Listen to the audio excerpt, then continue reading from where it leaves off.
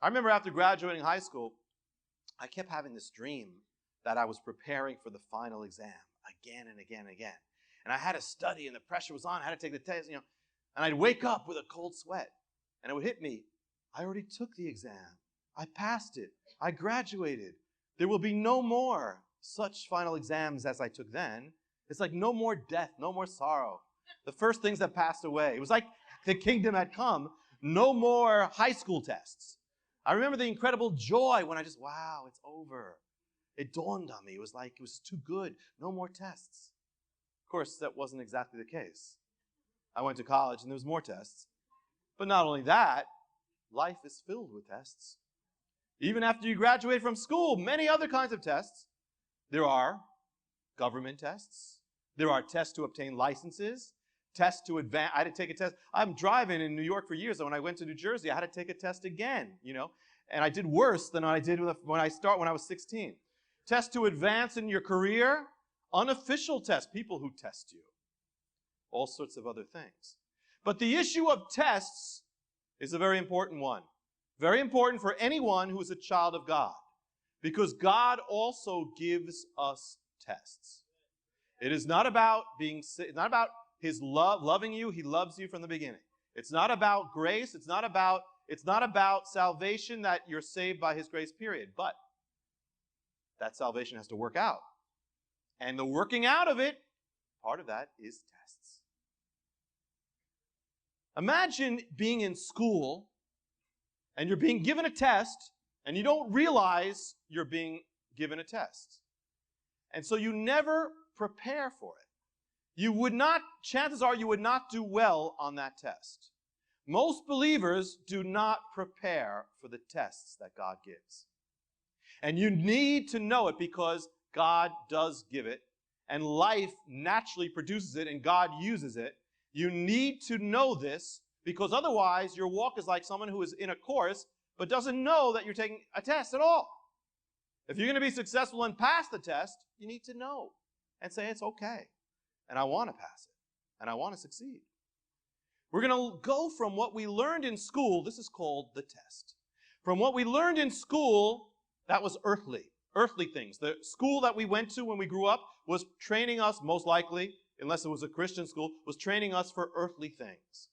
So now we're going to take the same principles, because the earthly things are shadows of the heavenly things, and take it to the heavenly. The same thing. First of all, God does give us tests. Why? We say, why, Lord? Why? Like, imagine if we were in school and they gave us an algebra, they gave us some test at the end, and we said, why? Why? You don't like us? Why are you testing us, teacher? Why does He test us? We were saying, oh, Lord, why? Everything was going so smoothly. Everything was fine. Why did you have to throw in a test? Is it for your entertainment? Why? Why does God test us? Because God is our teacher. The Lord is your teacher, it says. Messiah is your rabbi. You are His disciple. Disciple, the word disciple in Hebrew and Greek means student, or the learners. The learners, those who are learning. So if He is your Lord, He's your teacher. If He's your teacher, you are His learner. You are learning every day, means He's teaching you things. You may not be listening, but He's teaching you things. He's trying to teach you things. You're in His class every day. It's free. And it's the greatest course. And it involves, He uses the whole world as His classroom. Every day. And you don't always like the lessons, but they're good lessons. They're the best lessons. Every day He's teaching you. Not so you have head knowledge, although that's part of it, but so that you are growing up to heaven, to the graduation of heaven. It is free, and it's the greatest thing. He uses everything in your life. So you're not on earth just to hang out. You're on earth to learn, to judge. I mean, some of you, like, if this is a school, you're hanging out in the bathroom. You're not learning and you're goofing. But God, you are to be a good student in God. It doesn't matter what you were like in school. Every day He's teaching you things. And if He teaches you things, He must test you. Why does the Lord test you? Why do you have to go through that test? Why? Why were you tested in school? That was your earthly course. This is your heavenly course. Same reason, only heavenly. Turn to 2 Corinthians 13. 2 Corinthians 13. You need to be educated. We need to be educated believers. 2 Corinthians 13 and verse 5. Examine yourselves to see if you are in the faith. Examine yourselves. Or do you not recognize this about yourselves, that Yeshua, Jesus, the Messiah, is in you, unless indeed you fail the test? Wow. That's three things there. Examine yourself, or test yourself. That's exam, test. Examine yourself, again, to see unless you pass the test. Exam means it is an examination. What does that mean? An examination means you're being examined. You're being looked at.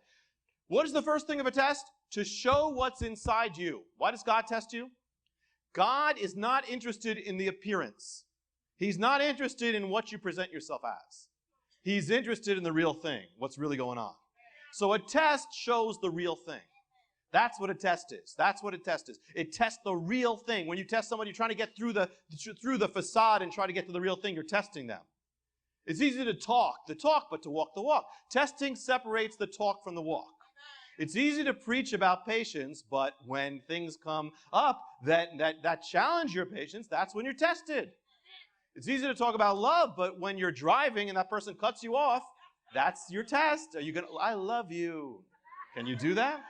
Easy to talk about peace, but when the IRS comes knocking at the door, that's your test. The test shows you the real picture, what's really inside. The real picture may be pretty pathetic, or it might be pretty wonderful, but either way, it's real. God knows everything, though, so why does he have to see it? Why does he have to see it? He doesn't have to. You do. You do. In some cases, the world does. In some cases, the angels and Satan does. So you can, but first it's for you. It says, examine yourself. To find out how you can receive more of Jonathan's teachings, to receive special free gifts, or get in touch, go to hopeoftheworld.org or call toll-free 1-800-YESHUA-1. That's hopeoftheworld.org or call 1-800-YESHUA-1. That's 1-800-937-4821. You can also get more at Jonathan Cahn's Facebook page or write us direct at Hope of the World, Box 1111, Lodi, New Jersey 07644, USA.